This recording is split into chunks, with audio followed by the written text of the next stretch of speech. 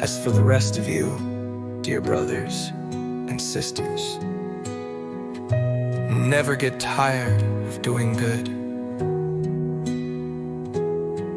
Take note of those who refuse to obey what we say in this letter. Stay away from them, so they will be ashamed.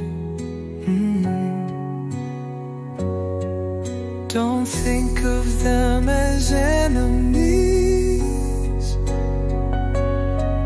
but warn them as you would a brother or sister. Hallelujah.